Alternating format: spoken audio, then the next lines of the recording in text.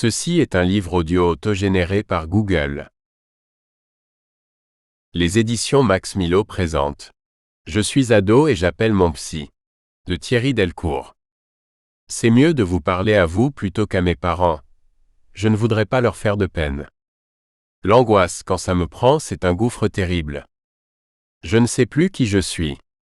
J'ai comme des voix qui me parlent, c'est bizarre, j'ai peur. Aujourd'hui, les adolescents osent consulter d'eux-mêmes. Saluons la fin du tabou, la parole plus facile, mais attention au désarroi vertigineux car il suffit d'un rien pour que la vie d'un ado bascule. Un défi, une mauvaise rencontre, une rupture sentimentale, et ce peut être la catastrophe d'une perdition. L'évolution précipitée et incertaine de la société, de la famille, du rapport au travail et à la culture, bouleverse les repères de l'adolescent et des parents. Cela produit souvent un malaise, qui peut même aller jusqu'à l'incommunicabilité. L'adolescence est donc un moment crucial pour parler. C'est le cap à tenir en priorité. Thierry Delcourt nous guide et propose des situations concrètes, afin que, parents et adolescents se frayent un chemin vers un mieux-être et un dialogue. N'oublions pas que la période adolescente est riche d'un gros potentiel créatif qu'il faut savoir révéler. Le livre s'adresse autant aux ados qu'aux parents. Il peut même se lire ensemble pour se parler et s'entendre autrement. Thierry Delcourt est médecin psychiatre, pédopsychiatre et psychanalyste. Ses recherches concernent la psychiatrie clinique et sociale, ainsi que le processus de création artistique. Il s'occupe de formation en psychiatrie et dans le domaine de la créativité. Il est rédacteur en chef de la revue Psychiatrie et auteur de plusieurs ouvrages aux éditions L'Âge d'Homme et aux éditions Actes Sud. Des notes sont disponibles dans les éditions numériques et papier du livre. Avant-propos. Les adolescents qui consultent un psy sont de plus en plus nombreux et, fait nouveau des 10 dernières années, ils le demandent de plus en plus fréquemment eux-mêmes, directement ou par l'intermédiaire de leur entourage. Il n'est d'ailleurs plus possible de répondre à toutes ces demandes. Auparavant, la résistance des ados à consulter était grande. Il fallait qu'ils soient traînés chez le psy par leurs parents, ou par une obligation judiciaire quand ils avaient commis un délit. Dans ces conditions, l'aide apportée était très souvent mise en échec par leur refus et leur inertie. Si les ados consultent d'eux-mêmes, c'est non seulement qu'un tabou s'est progressivement levé, mais aussi que leur désarroi est vertigineux, comme si, disent-ils, un gouffre s'ouvrait sous leurs pieds. Et fait important, ils viennent pratiquement de toutes les couches de la société. Ces adolescents ne trouvent pas leur réponse et leur place dans un monde dur et conflictuel, nul et pourri, disent-ils, qui les met à l'épreuve, monde auquel ils ne croient plus, avec le sentiment d'être trahis par ceux qui auraient dû les soutenir. Ils viennent aussi car ils ont essayé en vain, puis rejeté les solutions toutes faites qu'on leur proposait, aussi simplistes qu'inefficaces. Ces réponses sont inadaptées à leurs attentes intimes, souvent différentes de celles qu'ils laissent transparaître dans leurs discours de refus et de révolte. Il nous faut entendre ce qu'ils disent par leur comportement déroutant. Erreur, ce que je montre n'est pas ce que je suis. Une longue et passionnante expérience de psy auprès d'enfants et d'adolescents m'a permis d'approcher ces évolutions, ces attentes, de les décrypter et d'en valider le sens avec eux et leurs parents. C'est la condition pour qu'un adolescent soit réceptif à ce que le psy propose. Sinon, il l'éjecte comme il le fait avec son entourage. On le sait, l'adolescence est une période critique, un passage à risque sur une chaussée glissante.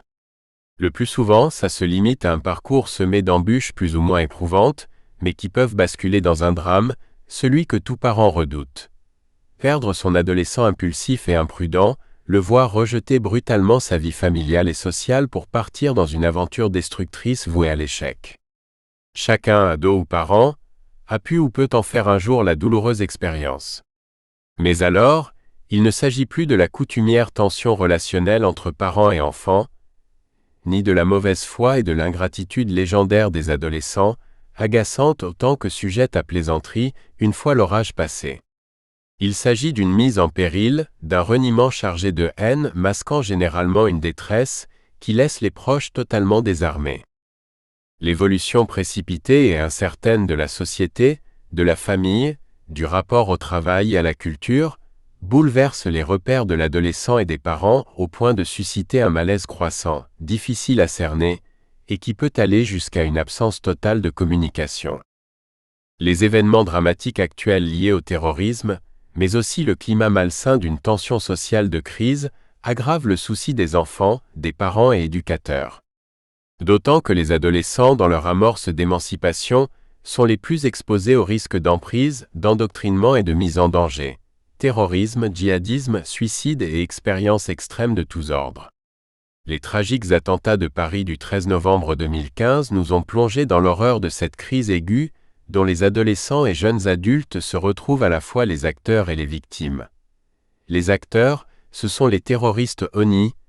Les victimes, nous les avons vus passer du sourire d'un moment de partage et de plaisir à l'effroi et la détresse d'une mort réelle, celle dont ils ne connaissaient que les images frappantes des si nombreux attentats à travers le monde. Mais ne nous y trompons pas, les acteurs terroristes sont aussi les objets d'une manipulation perverse savamment orchestrée par des fous rédempteurs en mal de toute puissance exterminatrice. Il est facile d'exploiter le malaise et le désarroi d'un adolescent, d'alimenter sa rébellion, de creuser sa faille douloureuse, tout cela pour l'emporter dans une spirale destructrice avec la mort comme destin. Mais ne nous y trompons pas non plus. Derrière les beaux visages des victimes saisies dans la force de l'âge, il n'y avait pas que plaisir et insouciance. Il y avait aussi pour certains d'entre eux, le désarroi d'un monde sans avenir, la révolte contre un système qui n'est pas porteur d'espoir, et peut-être même l'idée de tout faire sauter. Mais le rock, la convivialité, le rire, l'alcool, permettaient un instant de surmonter les tensions et conflits intérieurs.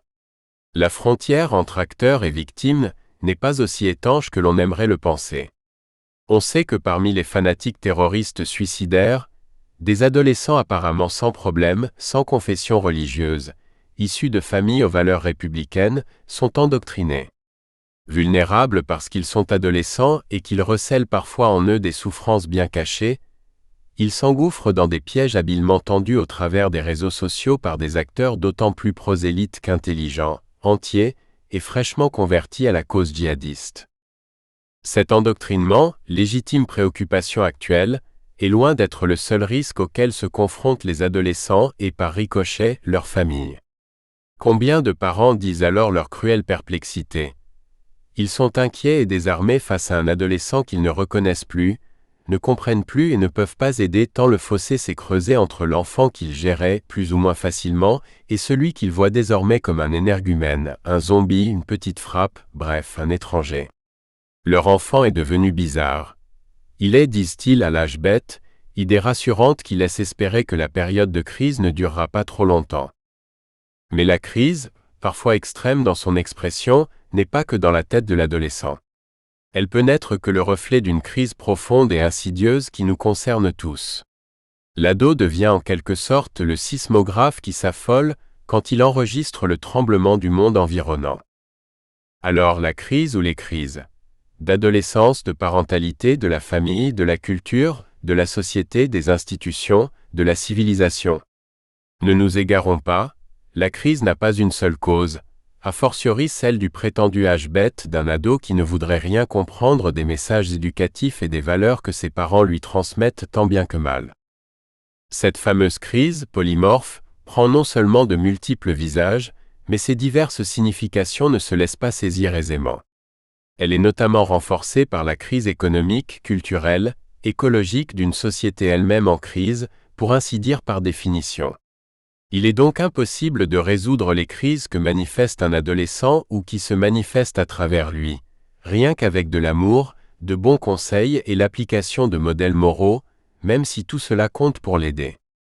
Il est tout aussi indispensable de contextualiser la crise que manifeste un ado. D'autant que les parents eux-mêmes sont de plus en plus confrontés au chômage, aux ruptures sentimentales, à la précarité, à la nécessité de s'adapter et de se soumettre toujours plus aux nouvelles technologies intrusives, à la mise aux normes de leur existence, à des contraintes socio-professionnelles qui mettent en danger leur équilibre psychique et physiologique. Ils sont souvent en désarroi, épuisés face à leur adolescent qui devient la cible facile de leur souffrance dans une spirale infernale d'incommunicabilité, et pour cause, car il sait toucher là où ça fait mal. Les ados ne sont pas dupes. ils voient le fossé qui se creuse entre la vie bancale de leurs parents et le modèle éducatif qu'ils tentent malgré tout de leur transmettre mais sans grande conviction. Aujourd'hui, la parole et l'autorité des parents ont perdu de leur exemplarité et de leur consistance, d'autant que discipline et autorité sont devenus des gros mots à ne pas employer sous peine d'être considérés comme un vieux réac. Notre société a mal assimilé et très mal utilisé les propos de Françoise Dolto, psychanalyste d'enfants hyper médiatisée pour le meilleur et pour le pire. Sa pensée et ses quelques recommandations ont été vulgarisées de façon réductrice, car elles sont arrivées au moment propice pour se confondre avec celles de la Révolution de 1968, offrant un terreau idéal aux slogans libertaires et à leurs conséquences parfois désastreuses sur l'éducation des enfants. Écouter les enfants et les adolescents, les éclairer sur les dispositions éducatives, leur permettre de les commenter, voire de les contester, ne signifie pas pour autant renoncer à l'autorité nécessaire et à ses règles. La manipulation médiatique qui prône des modèles starisés et dicte les voies à suivre en insufflant des comportements normalisés, fictifs et consuméristes, a pour conséquence la mise sous tutelle et sous emprise d'une famille délégitimée dans ses choix et ses valeurs. Ces modèles factices sèment la confusion dans la tête des ados et des parents, qui sont eux-mêmes en pleine mue et luttent souvent contre l'éducation pesante qu'ils ont reçue. Le désarroi des parents actuels est d'autant plus fort qu'ils vivent une famille nucléaire bousculée, éclatée, recomposée, ce qui remet en question les références d'identification paternelle et maternelle. Que les parents soient désorientés ne veut pas dire que cette évolution soit néfaste, mais qu'ils la subissent sans comprendre et donc, sans pouvoir réellement guider leur ado dans ce dédale à haut risque aliénant. L'ensemble de ces facteurs conduisent à ce que l'empreinte de la famille agisse moins sur l'adolescent que l'impact des médias qui s'adressent en direct à lui. D'autant que l'accroissement des normes juridiques et des contraintes administratives ont tendance à neutraliser la spontanéité et le savoir intuitif des parents, enseignants et éducateurs. Enfin, il faut en venir à ce qu'offre la société à nos adolescents, ou plutôt, à ce qu'elle ne leur offre plus. Toutes les études actuelles confirment que le chômage des jeunes tourne autour de 25% et culmine à 40%, voire 50% dans ce qui est pudiquement nommé les zones urbaines sensibles. Ce sont ces ghettos où les adolescents vivent un présent sans avenir, une errance sans réceptivité aux apprentissages scolaires tels qu'ils leur sont proposés, et encore moins aux valeurs citoyennes auxquelles ils ne croient pas ou plus. Cette errance est propice à toutes les dérives, du refus des règles familiales et sociales à la horde, de la petite délinquance au gros deal meurtrier. Mais faits récents autant que très préoccupants, la quête de repères auxquels s'identifier et de références porteuses d'idéal face à cette errance sans présent ni avenir conduit certains adolescents à se laisser séduire par les sirènes de clans criminels, de sectes religieuses et d'organisations terroristes. On assiste aujourd'hui à des engagements impulsifs, incontrôlables, avec les conséquences dramatiques que l'on sait pour ces adolescents qui en meurent, héros de pacotille, pour leurs familles qui vivent le désespoir et la honte, pour la société qui, même si elle en porte une part de responsabilité, subit de plein fouet leurs actions destructrices. Face à l'absence d'idéal porteur, de perspectives et de sens existentiel crédibles, de valeurs fiables et d'espoir, il est logique qu'une attractivité cynique et bien orchestrée suscite un tel engouement pour l'enrôlement dans des groupes criminels et des actions terroristes. L'adolescent espère y trouver un modèle fort et surtout une possibilité d'identification qui valorise son narcissisme en grande précarité, car il n'est pas porté par un réel projet de vie. Le succès grandissant de ces dérives, qu'elles soient sataniques, djihadistes ou autres, est à la mesure du dépit, de la vacuité, de la solitude et de la révolte d'adolescents qui se sentent méprisés et abandonnés. Mais il ne faudrait pas réduire le drame de ces engagements à des équations fausses. Milieu défavorisé égale dérive, quartier égale délinquance, djihadiste égale musulman. Cela concerne tout adolescent qui survit, quel que soit son milieu de vie, sa classe sociale et les raisons de son malaise, dans une précarité affective, une souffrance psychique ou une vacuité éducative. Heureusement, l'adolescence est aussi une période de mue passionnante et passionnée dont il faut savoir tirer le meilleur. Mais il suffit d'un petit rien pour que tout bascule, et l'adolescent avec. Combien de parents et d'éducateurs en font l'amère expérience ? Combien d'adolescents voient leur vie bouleversée par un défi, une influence néfaste, sur un coup de tête ou une rupture sentimentale? Et ce peut être l'engrenage de la toxicomanie, de la délinquance, du suicide impulsif, des aliénations sectaires ou terroristes, du crime passionnel. C'est l'échec d'une vie qui, à peine entamée, est prise dans une spirale infernale dévastatrice. Autre piège préoccupant qui accentue le risque d'égarement à l'adolescence. La vie factice à travers les mondes virtuels en réseau dont la violence fascine et aspire l'ado, le stimule et gratifie son imaginaire narcissique. Il n'est donc pas étonnant que cela soit si addictif. La fuite massive dans le virtuel est la réponse actuelle en forme d'impasse et de refuge, à la préoccupation du présent, à l'angoisse de l'avenir, à la nécessité d'un effort jugé insurmontable pour assumer une vie autonome, à la peur de l'échec, mais aussi au bombardement médiatique d'un réel lui-même très violent et peu engageant. Entre ces pièges et les réponses perverses des marchands d'illusions, entre vraies et fausses solutions, comment l'adolescent, ses parents, les éducateurs, les enseignants peuvent faire le tri, éclairer, accompagner et aider l'ado, lui transmettre un message cohérent, crédible, consistant, fiable, capable de le soutenir dans un projet de vie. Comment prévenir, guider, être à l'écoute au bon moment, faire preuve de fermeté quand il le faut, même si c'est douloureux, mais aussi trouver les bons mots quand l'attitude de l'adolescent laisse transparaître des signes de malaise, de trouble, de souffrance psychique ou d'une soudaine bizarrerie. 21 questions ouvertes auxquelles répondent 21 propositions pour mieux appréhender la période adolescente. Voilà le projet de ce livre. 21 chapitres donc, qui explorent une méthode active, précise et fiable pour repérer, être attentif, accompagner et traiter le malaise de l'adolescent dès ses premiers signes d'apparition. S'il ne s'agit pas d'être à l'affût, anxieux au moindre signe déviant, si commun à l'adolescence, il faut savoir anticiper une possible dérive aux effets imprévisibles. Cette méthode est fondée sur la qualité de la rencontre et de l'écoute, sur le jeu, sur les propositions créatives, les directives audacieuses qui ne craignent pas de déranger l'adolescent, mais en le respectant et en préservant son intimité. Cela permet de prévenir l'impasse de la crise et de lutter contre le mur d'incompréhension qui s'installe trop souvent entre ados et parents, entre éducateurs, enseignants et adolescents. Cette méthode est d'autant plus fiable qu'elle s'adapte à chaque situation dans sa diversité et qu'elle n'impose pas un modèle prêt-à-porter dans lequel l'adolescent et ses parents auraient à rentrer coûte que coûte. Si elle a prouvé son efficacité auprès des ados qui consultent, c'est d'avoir toujours refusé de se prêter au jeu des conseils et des injonctions tautologiques. C'est aussi en acceptant de travailler la conflictualité sans donner de recettes, ni surtout accéder aux demandes de liberté sans contrainte que formulent de plus en plus souvent des adolescents par l'âge requis, mais qui restent des enfants en mal de toute puissance. Pour aider l'enfant à réussir son adolescence, il s'agit de construire avec lui une vraie liberté fondée sur une autonomie responsable, qui s'acquiert grâce à l'apprentissage du regard critique et à l'élaboration du conflit pour ne pas se piéger dans une servitude ou un comportement réactionnel. Ce livre ouvre des pistes concrètes et balisées pour mieux répondre à la souffrance des adolescents et à celle de leurs parents. Les questions, tous les parents, éducateurs et enseignants s'en posent. Mon propos leur est particulièrement destiné, ainsi qu'à certains adolescents qui sont en quête de lectures utiles. Ces ados me disent souvent leur déception face aux non-réponses de l'éducation coaching, une mode coupée de leurs vrais problèmes et de leur malaise. Si la rencontre d'un ado est toujours au singulier, les situations se ressemblent et donc les propositions deviennent adaptables à chacun.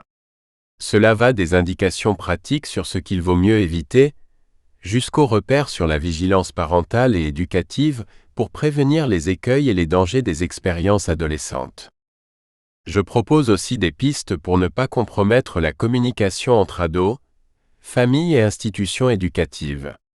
Ce cadre opérant est là pour que parents et adolescents puissent se frayer un chemin vers un mieux-être et un dialogue au plus près des vrais problèmes qu'ils rencontrent dans ces parcours, adolescents et parental, semés d'embûches mais riches d'un énorme potentiel créatif et inventif. Fondé sur une expérience concrète dans l'exercice quotidien de mon métier de psy, les situations décrites sont réelles. Mais l'obligation légale du secret médical nécessite de rendre anonyme toute description clinique. Le strict respect de l'intimité du patient a donc nécessité de masquer tout signe de reconnaissance par l'anonymisation des données cliniques. La ressemblance avec une personne réelle et sa situation ne peut donc être liée qu'au fond culturel partagé par tous et qui permet à chacun, malgré sa singularité, de se reconnaître dans l'expérience et le vécu des autres. C'est aussi ce qui m'autorise à tenter une esquisse de modélisation des situations particulières. Les adolescents face au terrorisme. Quels parents n'ont pas souri, amusés, séduits par les premiers poils d'une barbe clairsemée qu'arborait leur fils ou le kéfier qu'il adoptait, mode oblige. Jusqu'à maintenant, la tolérance était de mise face à son ado rebelle, fille ou garçon, prêt à en découdre avec ses parents sur des convictions parfois radicales, glanées au fil des rencontres et des discussions animées entre jeunes à la terrasse des cafés, entre bière et fumée. Il faut que jeunesse passe, disait-on. C'est encore vrai. Et il ne faudrait surtout pas en venir à stigmatiser ces excès, au risque de figer une provocation dans un dogme guerrier. De plus, ces convictions ne sont pas dénuées de logique, d'humanité et de vérité. Même maladroites, elles sont l'ébauche d'une conscience politique qui doit mûrir, y compris en se dissociant de valeurs se voulant universelles, enseignées à l'adolescent. Mais depuis les attentats de Paris le 13 novembre 2015, l'angoisse est là, en chacun, avec la conscience aiguë d'une énorme responsabilité qui incombe aux parents, celle d'éviter une dérive sectaire de leur ado, celle d'être attentif à son égarement même momentané, dont on sait qu'il est propice à un embrigadement cyniquement organisé du style Daesh, usant de tous les moyens dont l'adolescent est familier, entre réseaux sociaux, forums et jeux virtuels. Mieux vaut prévenir. Ainsi, depuis le 15 novembre, je reçois des parents qui viennent me présenter leur adolescent. Ils sont inquiets de son indifférence ou de ses propos agressifs et haineux. Lui qui trouve là, en général, un moyen de se défendre de son angoisse ou de se démarquer de cette vague de douleur qui nous bouleverse à l'unisson. Pour autant, il n'est pas question de banaliser ces demandes, d'autant que l'on ne peut écarter un effet traumatique que l'ado enfouit en lui, et dont on sait qu'il ressortira un jour ou l'autre dans de mauvaises conditions, y compris dans une radicalisation. Je reçois Camille, après avoir entendu la préoccupation de ses parents. Il m'explique qu'il savait que ces attentats allaient avoir lieu. Il l'avait senti sur les réseaux sociaux et les sites qu'il fréquente parfois, attiré par des images de guerre et d'exercices de combattants. Frêle, le regard fuyant, très mal à l'aise, il dit se sentir coupable d'avoir regardé ces images et de voir ensuite tous ces morts qui auraient pu être ses frères, ses amis ou lui-même. Il ne sait plus où il en est car il a entendu tellement de choses qui lui sont rentrées dans la tête, mais j'ai compris qu'on voulait m'embrouiller, dit-il. Camille est choqué, le chaos en lui. Je le comprends quand il parle de tout ce qu'on a instillé dans son psychisme que nous nommons pudiquement théorie du complot, mais qui relève, disons-le, du délire paranoïaque contagieux pour des âmes sensibles. Je le reçois plusieurs fois, le temps qu'il se libère de ces élucubrations destinées à l'embrigader. Pour Camille, l'électrochoc des attentats, la vigilance des parents et l'opportunité d'en parler, de se déculpabiliser et se libérer écartent tout risque. Il est vacciné. Mais qu'en est-il pour tous ceux qui, ce n'est pas si rare, fréquentent ces sites pervers qui abusent de leur quête d'héroïsme, de leur besoin de se réaliser, de se sentir utile, en quête d'un leader, voire d'une famille. La force de l'image, des messages insidieux et subliminaux, la séduction de jeunes, filles et garçons, beaux, sympathiques et de leaders charismatiques, la sollicitation de leur bon cœur pour une bonne cause, tout cela agit tel un lavage de cerveau, pour le dire trivialement, mais en fait, s'infiltre dans l'imaginaire de l'adolescent en développement comme un virus agissant sur ses défenses immunitaires et son comportement neuropsychique. Les nouvelles technologies numériques et la facilité d'utilisation d'un réel augmenté transformant le factice en réalité vraie dans l'espace virtuel, donnent une toute autre dimension à ce qui a déjà existé, des jeunesses hitlériennes à celles du stalinisme ou du maoïsme. Les techniques de manipulation cyniquement et savamment calculées ont un impact redoutable sur les enfants et les adolescents par définition vulnérables, même lorsqu'ils semblent bien campés dans leur existence. A fortiori quand ils sont instables, en quête éperdue d'identité, ou qu'ils ont pris des voies de garage dont ils ne parviennent pas à se sortir, entre drogue et autres addictions, ou désespérés de leur apathie, ou submergés par une amertume affective propice à la soif de vengeance. Daesh a bien compris ça, et surfe sur cette vague de doute et de flottement identitaire. Le virtuel galvanisant qu'il distille, porteur d'espoir, de force, de sens et de revanche, fait mouche pour nombre de ces adolescents sans distinction de classe et d'intellect. Si tu nous rejoins, le monde t'appartient. Tu quitteras un monde dépravé pour un monde de frères qui luttent ensemble. Tu trouveras enfin un sens à ta vie. Tu seras plus fort et tu pourras imposer la loi de Dieu. Voilà quelques phrases que Camille m'a citées lors de nos entretiens et qui avaient fait écho en lui. Le métier de psychiatre oblige à sortir au plus vite de la sidération pour entendre celles des victimes touchées directement ou indirectement par le drame. Leur souffrance est immense et le risque de passage à l'acte suicidaire ou agressif est présent, car il leur faut agir pour dénouer l'extrême tension qui les traverse. Les réseaux sociaux en sont le témoin, chargés de douleur et de haine, d'incitation à venger ceux qui sont morts. Dès les premiers jours après les attentats du 13 novembre, j'ai aussi reçu des ados qui m'avaient consulté par le passé, qui allaient mieux et avaient logiquement interrompu leur psychothérapie. Puis, tout bascule, avec des idées suicidaires dont il faut prendre aussitôt la mesure car on sait le risque de passage à l'acte quand la douleur morale est forte, même si elle est brève. Marine, 18 ans, que j'avais suivie entre 13 et 15 ans pour un début d'anorexie et des impulsions à se scarifier, revient 4 jours après les attentats. Elle m'explique qu'elle a peur car elle pleure pour rien et a envie de se foutre par la fenêtre. Je prends cela très au sérieux et demande à rencontrer ses parents, très occupés et qui n'ont pas parlé avec elle après le drame. Marine le vit seule, dans sa chambre, uniquement en contact SMS avec ses copines, car elle a été quittée par son amie depuis 1 mois. Mais ça, je n'y pensais plus, dit-elle. Il n'empêche que la vague dépressive impulsive me paraît massive et emporte ça aussi sur son passage, comme un tsunami.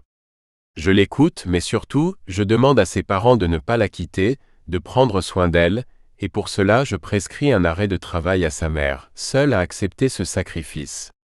En quelques jours, la situation s'apaise. Marine reprend la maîtrise relative de ses affects. Comment prévenir et combattre l'attraction du terrorisme? L'impact des scènes virtuelles violentes et guerrières dont les ados sont friands n'est pas sans danger sur leur représentation psychique et leur production imaginaire. Sans verser dans la diabolisation ni l'angélisme, les parents doivent être conscients qu'en le laissant s'immerger dans ces mondes virtuels, ils font courir à l'ado le risque d'y trouver sa solution, dont celle que des sectes ou des groupes terroristes lui proposent sur ce mode adapté à sa passion voire à son addiction au virtuel. Tout changement de comportement d'un adolescent mérite l'attention des parents. Sachant que son identité et son jugement se forgent à travers ceux et ceux qu'il fréquente, il est nécessaire d'y être attentif, de communiquer avec lui sur son ressenti dans l'existence, sur ses doutes, ses convictions. Mieux vaut un débat, même houleux, qu'un silence qui le laisse s'égarer avec ceux qui savent utiliser sa vulnérabilité. La veille des sites et réseaux sociaux par les parents est légitime. Il y faut juste user de délicatesse pour préserver l'intimité de l'ado, tout en s'enquérant des interlocuteurs et de leurs messages. Ne pas le faire relève d'une démission parentale qui peut faire courir un risque à son enfant, rendez-vous pervers, prosélytisme, incitation à la haine. Le climat actuel oblige à redoubler de vigilance quant au risque que l'adolescent y éprouve un traumatisme propice au passage à l'acte, et au risque qu'il soit fasciné par les messages terroristes qui n'hésitent pas à instiller le virus de leur pensée de haine. Si par malheur son ado est embrigadé ou commence à l'être, les parents ne doivent pas le vivre seuls comme une honte et un tabou. Il faut contacter les services sociaux ou le Centre de prévention des dérives sectaires liées à l'islam. contact@cpdsi.fr. Si un ado présente des signes de traumatisme, angoisse et cauchemar ou sidération et repli, il est nécessaire de consulter un psy ou un point accueil-écoute de proximité. Comprendre et résoudre la crise adolescente. Je te reconnais plus, Charles. Pourquoi t'es comme ça avec nous? Je suis ta maman, il faut me dire s'il y a un problème. Je sais pas. Laisse-moi. Et après un long silence, la mère de Charles poursuit. Il t'est arrivé quelque chose de grave? N'importe quoi. Lâche-moi, je te dis. On veut comprendre, ton père et moi. On veut t'aider. Tu ne fais plus rien au collège, et on n'entend plus parler de tes amis. Tu fais chier. J'ai rien à dire. Le père de Charles intervient. Tu ne parles pas comme ça à ta mère. On n'en peut plus, tu comprends? On en a marre. Ta chambre, c'est un vrai bazar, et ça pue le tabac. J'ai reçu un coup de fil du collège. Il est question de t'exclure et on est convoqué demain. Un silence pesant s'installe alors. Charles a le regard hostile et une mimique de mépris. Son père reprend. Tu fous le camp. Tu sors de table. Je ne veux plus te voir, je ne veux plus d'un fils comme ça. Mais regarde-toi un peu, tu ne ressembles à rien. Toi, t'es jamais là, alors ta gueule. Non, mais t'entends comment il me parle. Le père gifle son fils qui répond. Connard. Je veux plus jamais te parler. Je veux plus rien avoir à faire avec vous. Charles quitte violemment la table, monte dans sa chambre en insultant ses parents. Il donne un coup de poing dans la porte, se casse de phalange. Une scène comme il en existe tant, aux grandes dames de parents qui, à première vue, semblent beaucoup plus souffrir de la situation que leur adolescent. Ils cherchent à comprendre, se culpabilisent, tentent un dialogue maladroit, voué à l'échec dès lors qu'il prend des allures de reproche et de jugement. Alors, c'est l'électrochoc familial. La crise explosive qui ne pouvait pas ne pas avoir lieu. Mais disons-le, que ça éclate ne signifie pas l'échec et peut même devenir l'acte de naissance d'un vrai dialogue, à condition que les mots ne tuent pas et que la violence n'aille pas trop loin. Il faut juste ne pas rater l'après-coup dans l'échange. Ce père, cette mère n'aurait jamais pu imaginer cela. Pourtant, il savait que ça existait, mais pensait qu'une telle crise ne pouvait avoir lieu que chez les autres. Non, pas eux qui ont toujours été très à l'écoute de leurs enfants, pensait-il. Maintenant, il ne trouve comme explication valable à ce moment dévastateur que le stéréotype facile d'une crise d'adolescence, bien sûr liée à une mauvaise influence. Ils disent à qui veut l'entendre, il fait sa crise d'adolescence, on ne le comprend plus, il est trop influençable, ses hormones le travaillent, c'est l'âge ingrat, ça passera. Pourtant, avant l'explosion, ces enfants en crise comme Charles se sont parfois très tôt confrontés à des aléas éprouvants de l'existence. Alors, un fossé s'est creusé entre eux et leurs parents sans que ceux-ci ne s'en rendent compte.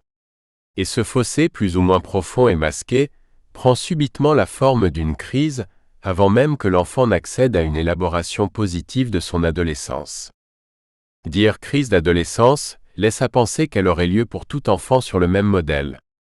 D'un certain côté, oui, car il s'agit d'un passage inscrit dans la culture et semble-t-il incontournable. De l'autre, non, car chacun se confronte à ses propres écueils et doit trouver sa propre voie pour accomplir son processus de maturation et d'harmonisation biologique, psychique et sociale. Cette irréductible singularité signifie la variabilité des expressions comportementales à l'adolescence. Avec ou sans crise, avec ou sans passage à l'acte, avec ou sans souffrance, et même avec ou sans vécu adolescent. Non que la crise soit un mythe, la réalité en atteste avec ses débordements et ses effets nocifs, mais elle ne doit pas être le symbole négatif d'une adolescence riche de tant d'autres atouts. On peut même avancer que la crise adolescente est loin d'être indispensable, mais qu'elle s'avère utile en maintes situations pour rebattre les cartes. L'adolescence doit avoir lieu et c'est heureux, même si ça éclabousse un peu, beaucoup, passionnément, à la folie. L'absence de crise, de conflit, de symptômes gênants, de déprime n'est problématique que si l'enfant refuse le passage adolescent. Il faut veiller à ce qu'il s'ouvre au monde environnant, qu'il prenne sa place en s'appropriant à sa façon les codes alambiqués du monde des adultes. L'expérience montre que tout ce qui n'a pas eu lieu au bon moment risque de devenir tôt ou tard un souci, une situation d'échec, de souffrance, ou pire, une pathologie limitant le potentiel de socialisation. Il est donc important de désamorcer au plus tôt une telle bombe à retardement, non pas en provoquant la crise, mais en exposant son enfant à sa capacité d'existence autonome. Revenons à cette scénette d'allure dramatique, ô combien classique. Pourquoi, après tout, ne dirait-on pas crise de parentalité, plutôt que crise d'adolescence? En effet, un jour, les parents ressentent plus ou moins douloureusement que leur ado n'est plus leur enfant. Ils ne le reconnaissent plus. S'ils ne le comprennent plus, c'est bien qu'avant, ils croyaient tout comprendre de lui car, disent-ils, on l'a fait, on pensait le connaître parfaitement. Ils savaient qui il était, non pas à leur image, mais tel qu'ils avaient besoin de le voir. Et leur enfant leur renvoyait bien volontiers cette image rassurante, qui le rassurait lui-même en écho. Il pensait savoir ce qu'il pensait, ce dont il avait besoin puisque ses besoins, il les avait en grande partie façonnés. Puis badaboum la crise et tout s'effondre. Jamais plus rien ne sera comme avant. Les protagonistes de cette scène la vivent comme une rupture, alors que c'est juste une césure. Un moment de bascule que l'adolescent ressent comme nécessaire. La crise d'un ado, c'est aussi la crise de ses parents qui doivent, à cette occasion, s'interroger, bousculer leurs repères affectifs, et même réapprendre leur métier de parents. Ils ont besoin d'une aide, peut-être plus encore que leur adolescent. Après la crise épuisante, l'angoisse est là avec son lot d'interrogations.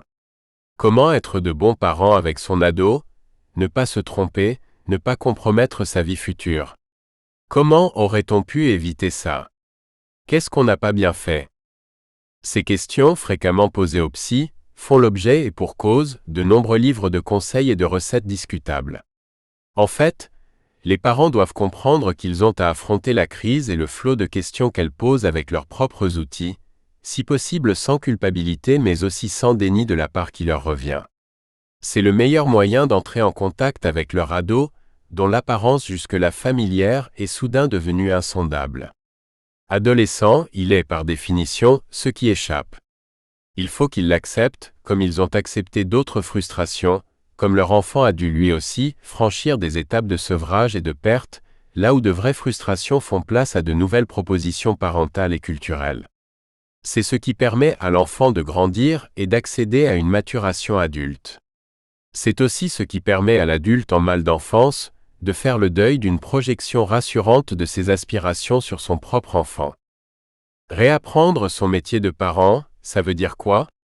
Tout d'abord, essayer de communiquer autrement, c'est-à-dire être patient et à l'écoute, tout en respectant une intimité croissante et inviolable. Il faut aussi prendre en considération la complexité des affects et des turbulences dans lesquelles l'enfant devenu adolescent est empêtré, en acceptant de ne pas être toujours en mesure de le soulager. Enfin, c'est admettre que pour un temps parfois un peu long, l'adolescent lui-même n'est pas tout à fait en mesure d'assumer son devoir d'enfant inscrit dans les obligations scolaires et familiales. Ce qui peut sembler à première vue une démission parentale est bien au contraire, une posture active propice à restaurer un dialogue du fait même de s'adresser autrement à son adolescent, d'être curieux de sa différence qui ne colle pas à la foutue réalité, parfois révoltante, mais qui s'impose aux parents adultes, qu'ils le veuillent ou non. Alors, si tu me cherches ne signifie plus si tu me provoques, mais si tu cherches à me connaître. Tu me trouves devient tu me comprends et non pas je vais finir par te frapper. L'initiative ne peut venir que des parents, aptes en théorie à prendre le juste et sage recul. D'autant que l'attitude de non-communication de l'ado est souvent une demande, silencieuse ou masquée, à être approchée autrement. Le conflit, dans sa théâtralité et sa gravité, devient un indicateur pour faire varier le curseur de la relation parent-enfant qui tend progressivement vers une relation adulte-adulte. Mais le parent ne doit pas renoncer à être au moment voulu, rassurant, cadrant, consolateur.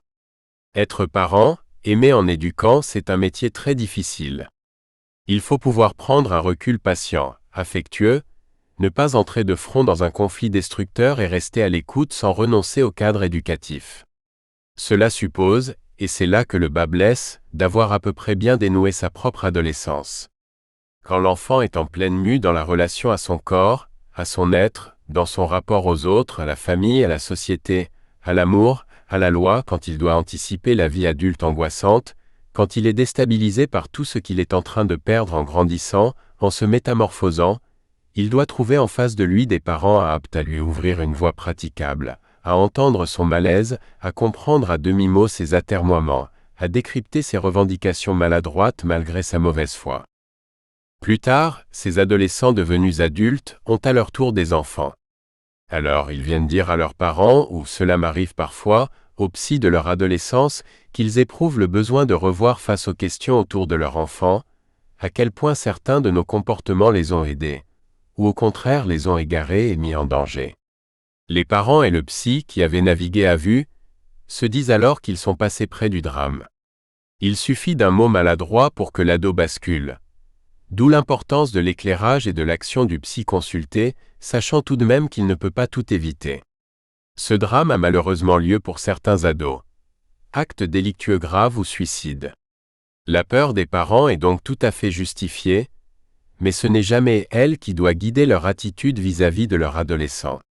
Celui-ci doit vivre ses expériences au même titre que ses aînés, ceux-là même qui voudraient lui épargner les échecs et les égarements qu'ils ont connus de près ou de loin. La rencontre avec le psy est marquée du saut de l'attente des parents d'un dénouement face à leur désarroi et leur peur. La mise au travail d'une problématique de crise est autant... Nous espérons que vous avez apprécié cet aperçu. Pour continuer à écouter ce livre audio sur Google Play Livres, utilisez le lien dans la description de la vidéo.